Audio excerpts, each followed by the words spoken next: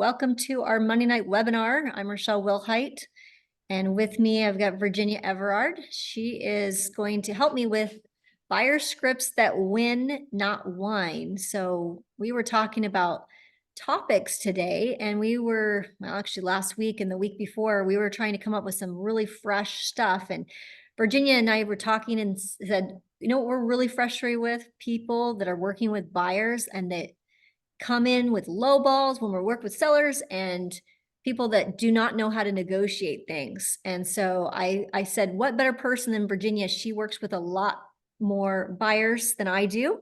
And she trains the new agents on how to work with buyers. So she's got some fresh content that I think you guys are going to be very excited about tonight. So if you have questions about what you're working on, or your buyer you're struggling with, the struggle is real. We see the memes all the time too on social. And so we're hopefully going to give you some tips and tricks that you can maybe use and implement right away tonight. So stay tuned. Let's go to the next slide. If you have questions, go ahead and put it in the chat though. We'll have some time, I think, at the end. So what's the first tip that you would give them, Virginia, if you were going to meet with an agent and they're trying to struggle with the buyer? Don't make assumptions. Just because you think the market is somewhere, it may not be. Here's an example. Day one, house is on the market. Buyer insists on offering a $40K under listing price. It's a true story. Believe sellers were desperate and ready to deal. They'd been on the market one day. Day two, home sold at 102% of list price. Multiple offers, zero concessions. Assumptions, basically the clients lost out on a house that they thought for sure they were going to get. Assumptions can cost your buyers the home. User proven scripts to help you reset expectations, read the market, and guide buyers with confidence. And I think this is the tough part, I would say, Rachelle, is that we're so afraid sometimes as agents to really say how it is. We're like, oh, if you want to write this, we'll write it. But why are you writing an offer like this? What is it? What is the outcome your buyer wants? Do they want the house or do they not want the house? And Well, so sometimes when they're in a market that can swing, is it a buyer's market, is it a seller's market? Then I think what we have is a lot of confused buyers. we do have a lot of confused buyers. So if we cannot make assumptions, then hopefully we will be able to be the authority figure or the consultant that we all want to be, and be able to guide our buyer to making some better decisions on how we structure the offer. So the first thing is just don't make assumptions. Let's go to the next slide. We got some more stuff. So the reality in Washington, it looks like I'm looking down the list here. It looks like everybody today is in Washington. Be happy you live in Washington because it's tighter than the United States. The whole entire United States, if you were looking at the days on market, you'd see even greater days on market than 35 days. So 35 days is actually a very healthy marketplace where the prices are going up. We actually did not see the decline like other places in the United States have seen declines this year. And the year before that, we didn't see declines in 2023 as well. So we've had a very stable marketplace, 2.3%. Yeah. And in reality, Rachelle, I know you know, and maybe our agents don't know, but only 2 times in the history since they've been tracking have prices actually really dropped. The first time was in the 70s during the oil crisis, and the second time was in 2008. And you can go back and look at the Washington stats. You can go back all the way, I think, until 2000. You can see the stats and you're going to see a consistent rise all the way up. It's a nice, even, stable rise of appreciation. So while they may have, they just bought their house last year and maybe they feel like they overpaid, it will correct. And buyers will see the gains of living in the Washington state region. Now, some areas are better than others and certain neighborhoods are better than others, but that's sometimes your goal as a buyer's agent, is to help that buyer make the right decision. I always was taught that you make your money when you buy, and that is a fact. Sellers are not desperate though. So you got to realize that in Washington, that they're not desperate and they are going to be looking for the best deal they can get on the open market. Let's go to the next slide. So zip codes matter. Yeah. So in certain areas in Tacoma, 5 days on market, sold at 101% of list price, fast-paced, competitive offers, little room for negotiation. But you go to Pierce County and different areas in Pierce County, maybe you're looking in Spanaway or Puyallup where the price is maybe $5.99 or $6.25. Those might be on the market a bit longer. So you get closing costs, possibly slower market, more flexibility, potential buyer incentives. Zip codes matter, location matters. You cannot take what you hear from over here and apply it carte blanche everywhere. Yeah, I would say if you were a new buyer's agent, Virginia, you got to get to know your zip codes, right? You Mhm. got to know, I mean, in your example of Tacoma, 98444 is not like 98404, right? And the same Mhm. thing, it goes, we're just talking about Pierce County, Tacoma. That's a whole different thing, but I know the difference between Bellevue and Newcastle. I mean, the zip codes matter. Bellevue, Renton, Kent, those zip codes matter. So you're going to want to make sure you understand your zip codes and know what things, how long something's standing on the market. And then also the percentage of the listing price. That's another really, really important fact to know in your marketplace. Because if you know that something's sold at 101% and your buyer comes in thinking they're watching the national news that they can negotiate like 10% off, you can be the first one to point out that that doesn't happen. Look at the zip code, look at the days on market, and also look at the sold to ask, the sold to list ratio. You can find that information on your on InfoSparks, on all the graphs. There's all kinds of ways you can get access to that data.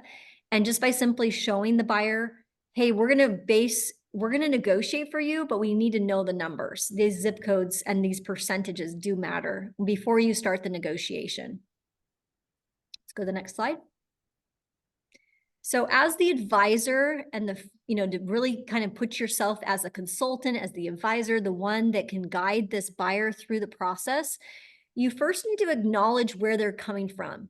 So asking questions, what are some of the questions you would ask, Virginia? If I was a new buyer, I haven't bought something since 2000, let's see, I bought something in 2010, 12, something like that. It's been a while. What would you tell me? How would you guide me and set the framework right? I'd first ask you exactly why you're thinking of moving or buying. Is there a special area that you'd want to be in? Why that area is important to you? So Are those would be some of the framework questions that yeah, you're talking about, right? yeah. So first acknowledge, hey, you want to buy, you want to put an offer in, then you want to show the data. And then like Virginia said, ask questions like why and where, kind of those types of questions. Yeah. Then do, so I think what we're trying to say here, Virginia, is that you do these three things before you talk about the offer, about putting Right. the offer in. I think so many of us are like, we haven't had a deal maybe in several months, or it's been a while. We go right to like, let's write it up. What's the offer price? What's the earnest money? What's all of this and that and the terms? And we forget that that is going to set us up for failure and not a winning strategy unless you acknowledge kind of yourself as the advisor, show the market stats, show what's going on in that zip code, and then ask the questions. And then at that point, offer some options of how we So, could. Rochelle, would it be, I think it might be helpful if we played a little bit. Okay, let's do it. You come to me and you want to write, we have a house, it's listed for 550. You want to write it for 525. You give me a I call and can say, do Virginia, closing I just costs found, too. what's Yeah, that? I'm gonna need closing costs too, because I haven't set aside enough money. Fair enough. Give it to me. And mom's gonna need to be on the loan too, Oh, because mom's on the loan too. I can't afford 525 right now. Yeah, and we're looking at a house that's 550. Okay, And yeah. and you Well, saw it in an open house, okay.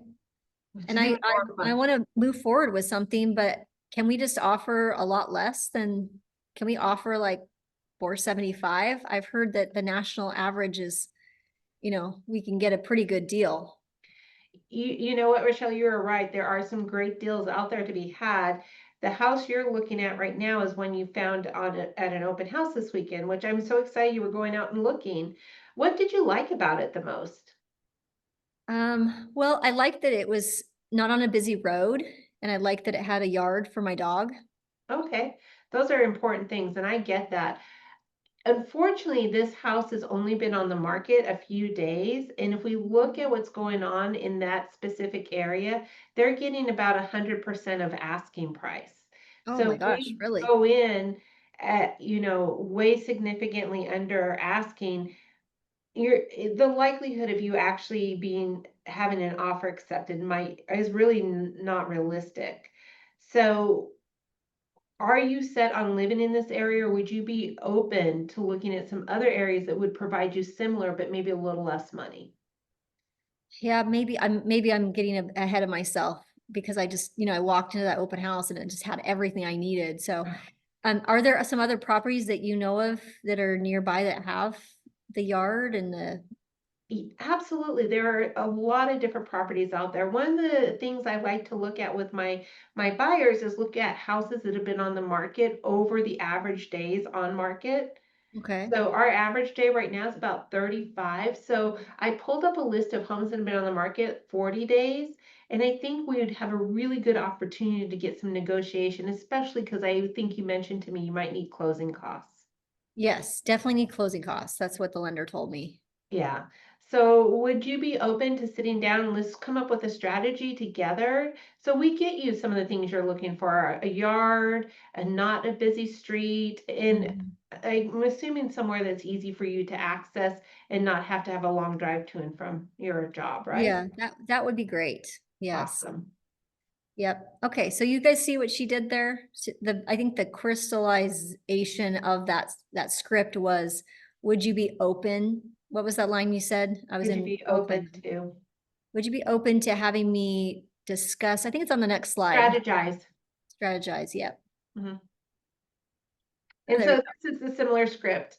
So going back to kind of what we were doing here, I just love to play, and sometimes but basically, this is another way to clarify. At $500,000 list, if you offer 485 with a $15,000 closing cost, the seller really sees $457,000.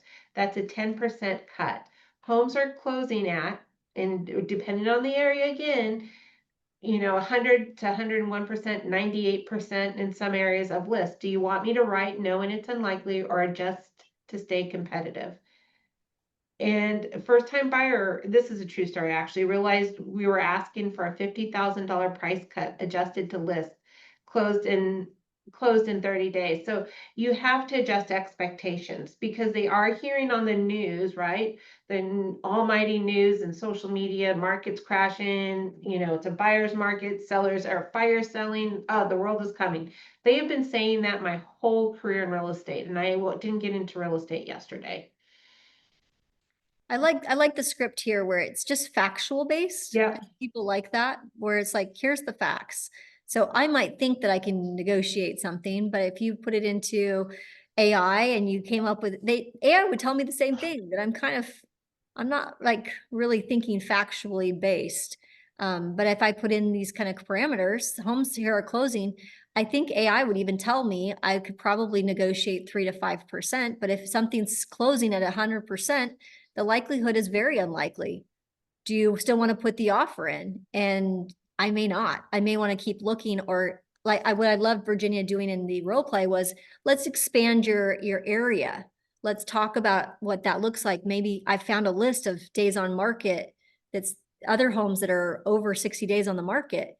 These homes may need a price cut, and that might be within your range. I liked how you provided solutions and choice for me. I thought that was great. Any other feedback that you guys have? I'll open the call up. What did you guys think? Franz, Krista, Patty Anderson, give us some feedback on lowball offers. You guys think this is all just going to be lecture based on money night? I can't They believe were that. hoping.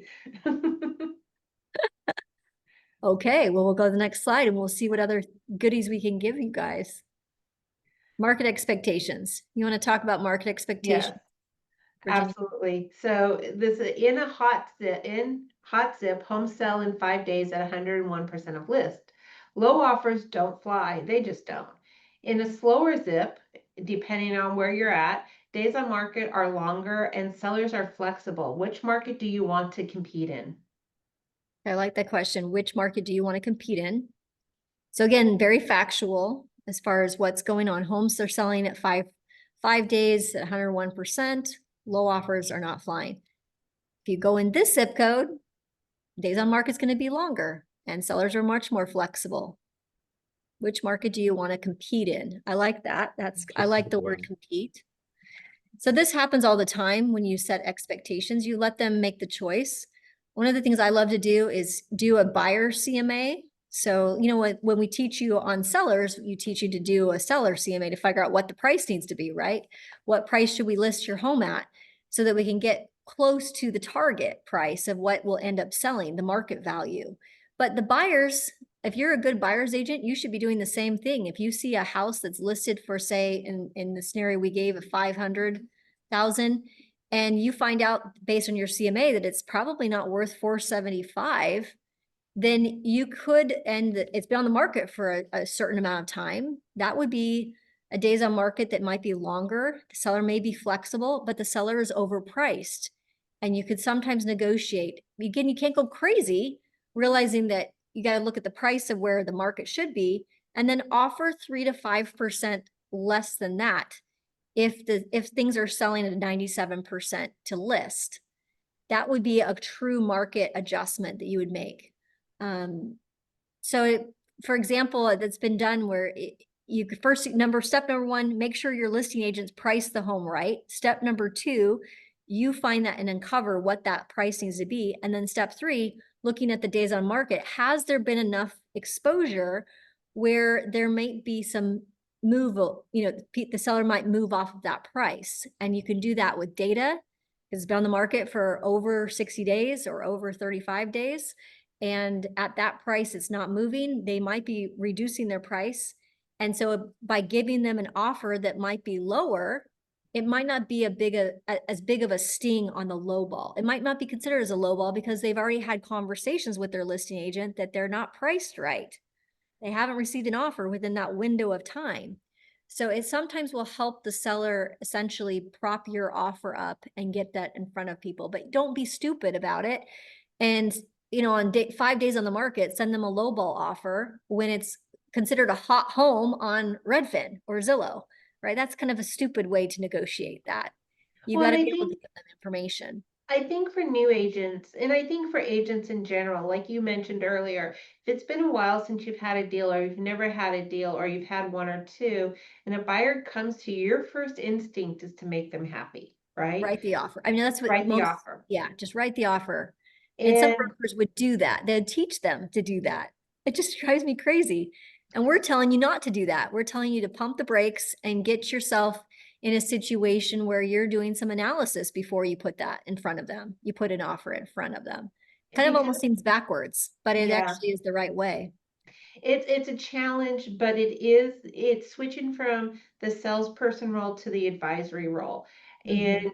And in buyers, there are going to be buyers out there, and I've seen scenarios recently, not one or two, but multiple, where buyers are just like they're headstrong because their uncle watched a news report on some random news story. And your uncle at one point bought a house 20 years ago, and they know how they did it, and this is exactly how you should do it. And you can't fight that, so don't try to. I always say keep emotion out of negotiations, keep emotion out of when you're advising your clients. It's not your money, it's theirs. Hey, Rachelle, it's Yes. Kelly. Mhm. You know, in the old days, if I was coming in with an offer under market, I would provide the listing agent with the comps where I came up with my price so they can sell it to the seller. Mhm. Make it you need to make both sides need to make it easy for the other side to sell your offer. Yeah, there's nothing wrong. I would say, Kelly, be cautious about that because people get offended. Like, I don't know what it is. Listing agents right now are super offended when I've tried to do that strategy. And I used to do that all about 10 years ago. I did It that it all the did it, time. that yeah, and that did happen to me earlier in the year, but in the end they did accept my comps. Awesome. Well, that's a good straight. I'm glad to hear that it's working again, because I think we've just come out of that marketplace where we need to be more communicative and provide some of those. Let's help the listing agent make it easy. This is where we're coming from, a place of facts and data. I love the idea, Kelly. I mean, if we have to go back to that, then that's maybe what we need to do to get our buyers the winning offer. Thanks for sharing. That's Hi, awesome. just a quick question. This is Alice. Hi, I'm just curious why these agents were upset with you sending over comps to justify your price. No, there are Because egos. they again feel a little bit ego driven. Like, I've priced this home, I've used my tools, and I've used the, and so there's a bit of an ego, I'd say, Alice. And I think but we're just coming out of a seller's market. And I think there's that self-realization, like, oh shoot, I need to be open to input. I agree. I find it kind of surprising, but it has happened in more cases than not. So Well, thanks for sharing. it's how you position it, I think. Yeah. Coming from a place, and I like your idea of when the buyers have come up with the comparables, then the buyers saw X, Y, and Z. So maybe it's just how you communicate the comparables so that we don't get into an ego between two agents where we frame it in such a way where it's coming from the buyer. The buyer wanted me to place an offer on your lovely home on 98372, and they've done their analysis, and they do, you guys, they're using AI to run their own analysis, and let that listing agent be offended. I like your Kelly analysis. I think it's great. We may need to revisit that and start to be a bit more bold in providing that. I just want to be cautious about how we frame it so that we don't look like the listing agents are sloppy or they're not professional, because that's certainly not the way we want to go into negotiation. We want to make this a win-win for both the seller and the buyer. That's the winning strategy here.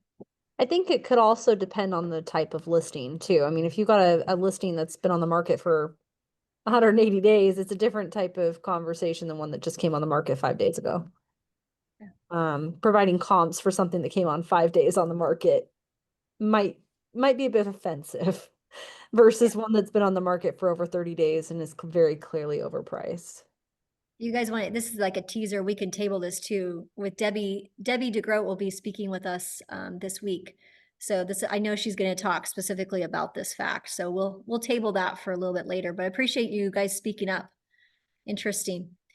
Virginia, talk about inspections. We're seeing even demands now. Buyers are demanding all kinds of things. They are surely getting creative with it. And so basically, and this is truly what I tell all my buyers, every home has its issues. And I always caveat with a little kind of side joke that I'm 56, I have my issues too. And let's focus on safety and major systems. Cosmetic lists kill deals. Which items matter most to you? So we're not going to be, if the caulk is crooked in a bathroom, if there's a chipped sink, if there is, the counter has a scratch in it, those are not things necessarily to focus on. If people want a brand new home, then that's where they need to be. But a home that has been lived in, loved, and is older is going to have creaks and different shifts. And so you want to make sure they understand that, because when they're spending their hard-earned money and their expectations sometimes that it should be perfect. And I've yet to find perfect. I tell them there's no perfect house. No. I've lived in many houses. Well, you see all these houses as a real estate agent, so it's easy for you to say that. Yes. That, we see no house, even if you had 10 million bucks, while you think that that's perfect, that $10 million seller will find some flaw with the way the kitchen is laid out, or the way the waterfront, the bulkhead is not, completely perfect. There's not a perfect house. And so, I also share that same thing with my buyers as well before we go into inspection negotiation. At the end of the day, we have resources and tools at Best Choice Realty that no other company has. Amazing we have tools. contractors, we have people that can get real solutions where we just don't have to negotiate a price. We can actually work with a contractor and get things done quickly compared to other companies that don't try to find a win-win solution for a house that needs new siding, for example, or a new roof. I mean, we're going into the rainy season, doesn't feel like it, but come October, we will have rainy season and then we'll be discussing roofs most likely on these Monday night webinars and how we can negotiate how we get a roof done and do holdbacks and things like that. We pride ourselves at Best Choice Realty of making sure that we have solutions and that we come from a place of solution. I just don't want to see a lot of our buyers agents at Best Choice nickel and dime some of these things. It's silly on some of these deals that fall apart for some things that we just need a little education on how we write it and how we communicate it. Yeah. So what I used earlier is like a brain is a major issue. If you have an issue, fix it. Heart, major issue. Knees, you can get them replaced. So do you want to replace them today or tomorrow? That's a choice. So that's what we're focusing on. Buyer sent 22 item repair lists. Seller walked. You know, just because you find it doesn't mean they're going to fix it. Yep. But And we most of the gotta be time they won't. reasonable on the sell side though. I mean, if it's reasonable and you're up against other homes in the neighborhood or the zip code that we talked about, and there are times where I could make something work. You've got to be creative and know how to communicate with your seller, and not a lot of listing agents want to spend the time to go through that repair list and figure out and do the job of the buyer's agent and going, hey, I can do X, Y, Z and throw a credit and home warranty and be creative. Most people are not thinking like we're thinking here at Best Choice. They are just looking at, okay, I've got one shot. Yep, I'm going to walk away from this deal. I'm not going to do it. And the buyer can go find another house. And that's not what we're looking for, a win-win solution. Okay, let's go to the next slide. Win-wins. I love this one. Virginia, you want to talk about the Yeah. script you come up with for the analysis paralysis people? Analysis paralysis. 'Cause we have them. You too. You've seen 10 homes. If one hits 80% of your boxes, is that good enough to move forward? Or are we waiting for the 100%? A couple saw 27 homes, they got burnt out, and the 80% rule helped them commit.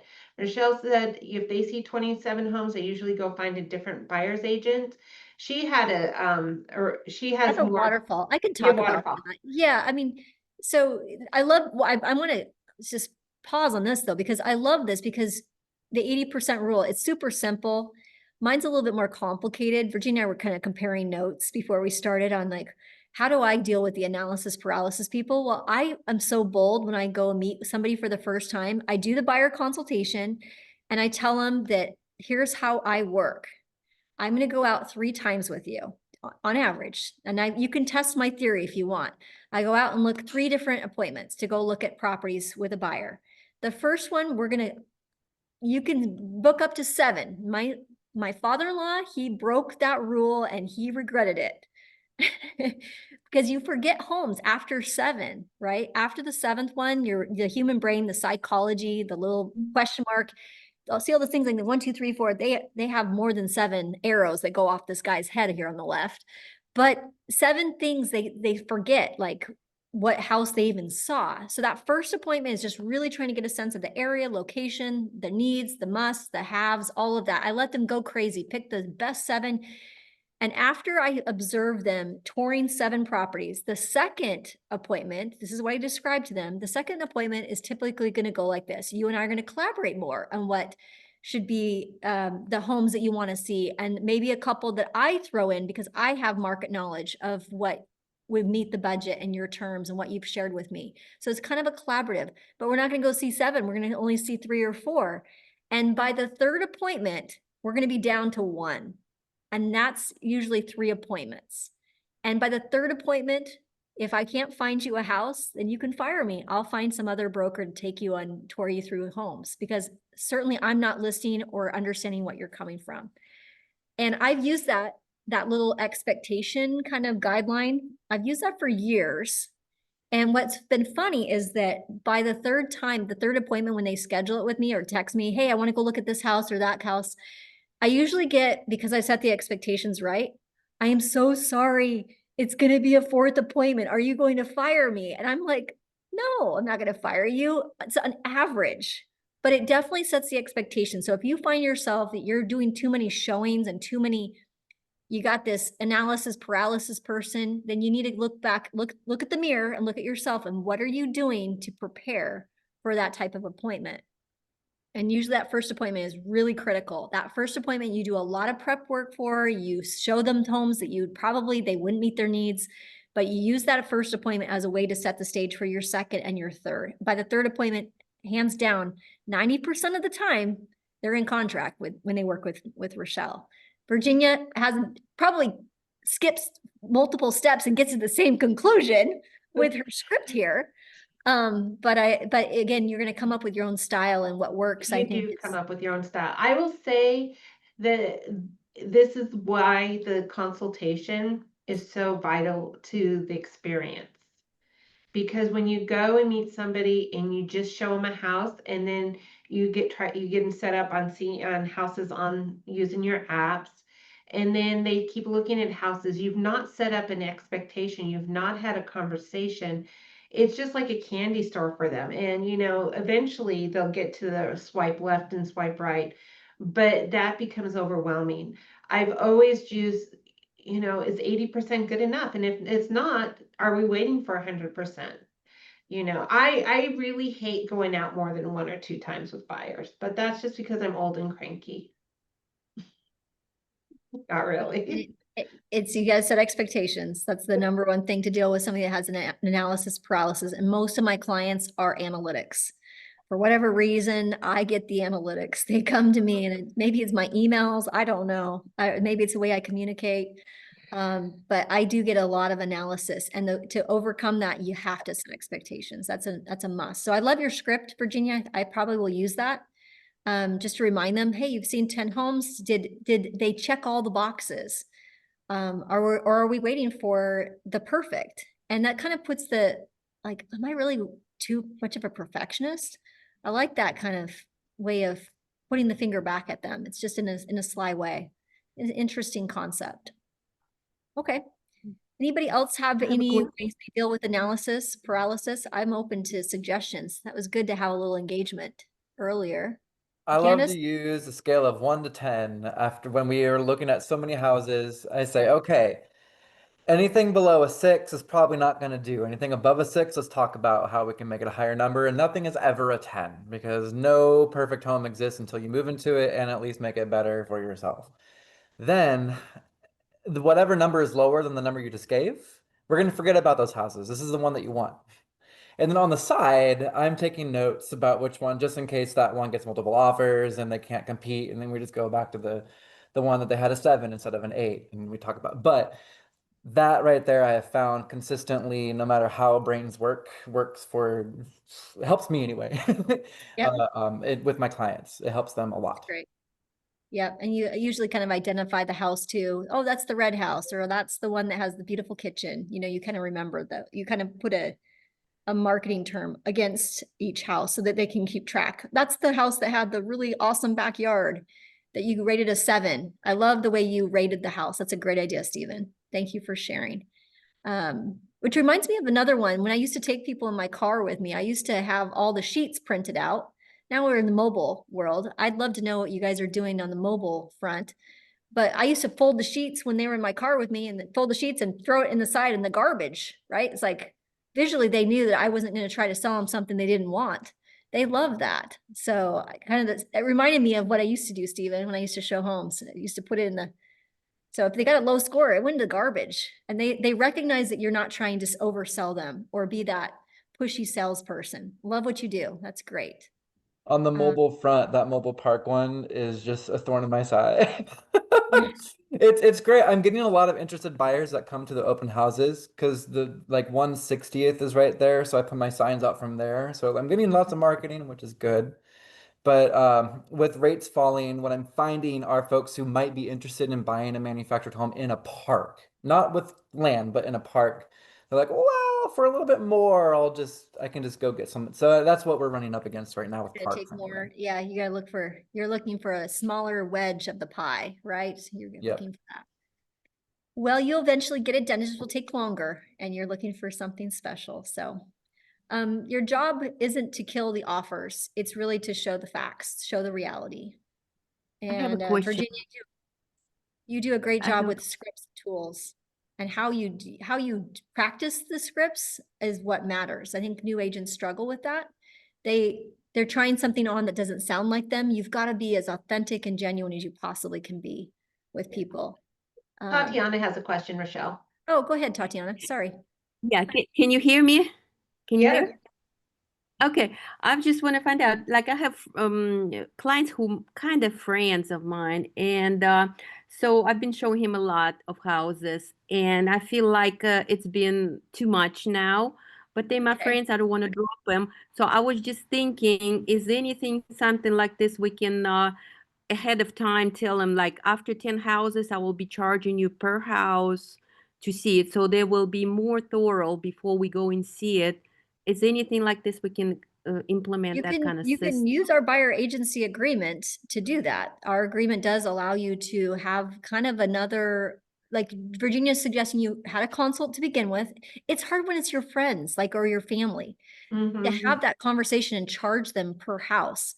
I mean, I know, for example, having my stepdad going and taking him house hunting, I can't put myself in that position where I'm going to be charging him. I just couldn't do that. So while you can do it, I don't know you should. I guess would be, I would rather sit down and have a much more frank conversation with them and just saying, hey, we've looked at 10 homes. The last 10 have, maybe it's something, maybe I'm missing something. Take the approach that maybe I'm missing something, but I haven't been able to find exactly what you're looking for.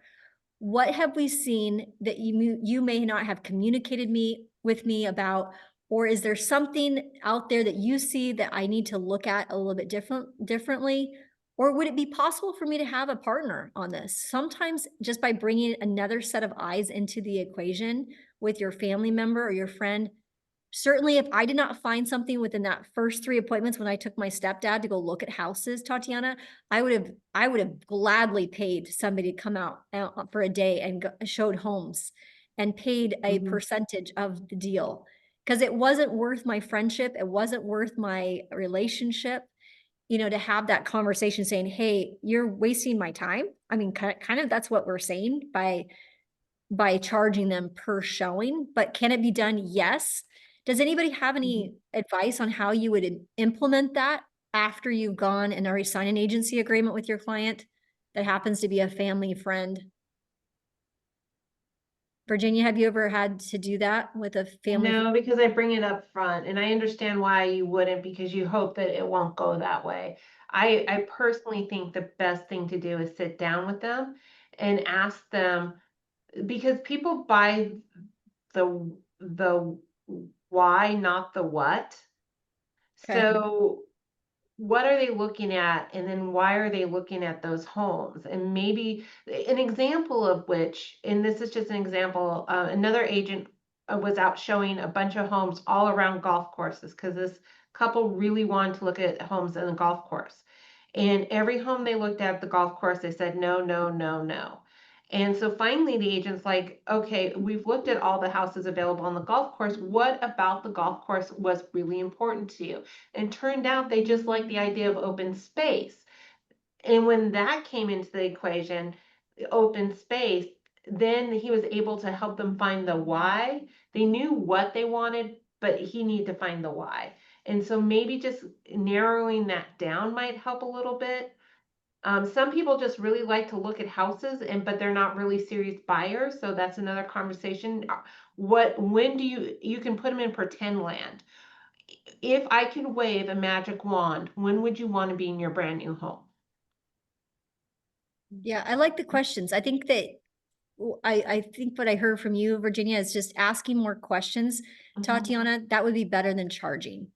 Mhm. So I would go back to the drawing board is what I usually say. Let's set up a time where we can sit down and go over the properties that we've already seen and come up with some more together before we go out and start scheduling more homes. I would sometimes, I had to do this with my stepdad, is go take him out to lunch, and just kind of understand it's different than what my mom wants. what he was coming from. So if you can kind of, if it's two people trying to make decisions, sometimes you have to pull them separately. And then they kind of can come your way and go, oh my gosh, I'm being such a jerk about this. You know, they kind of self-realize sometimes that they're wasting the time of not only you, but also the sellers that have prepared their home. I mean, when my mom listed her home, Tatiana, she had to clean the dishes, she had to go feed the chickens, she had to do all these things.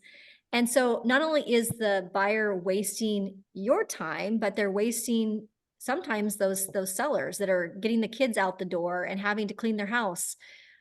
Because we are not able to articulate what they're really looking for. So the questions really do help. Virginia is not wrong on that at all.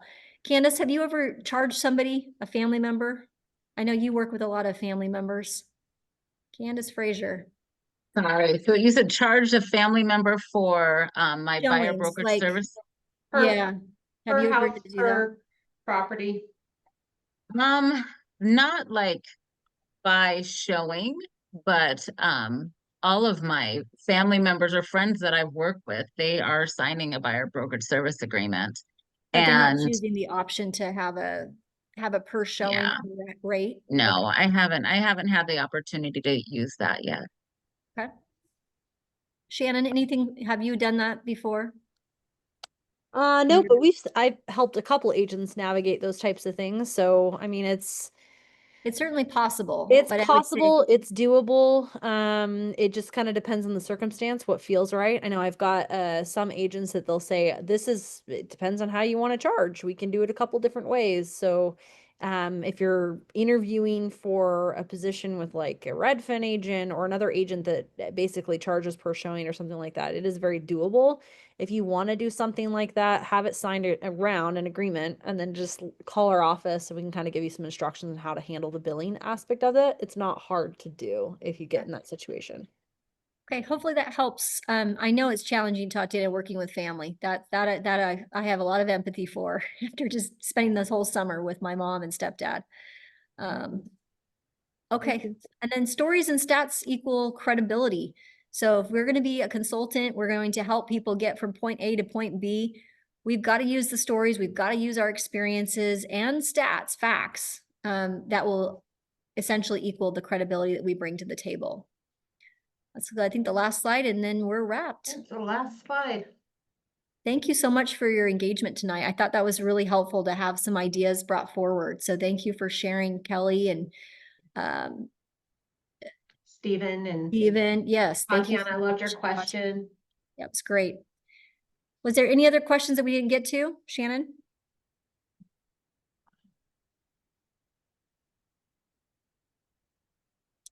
Candace, anything from you? No, I think we're okay. I think we got everybody's questions answered. So thank you guys. And thanks, Stephen, for the screenshot. That was very pointed. So perfect. All right, you guys have a good week.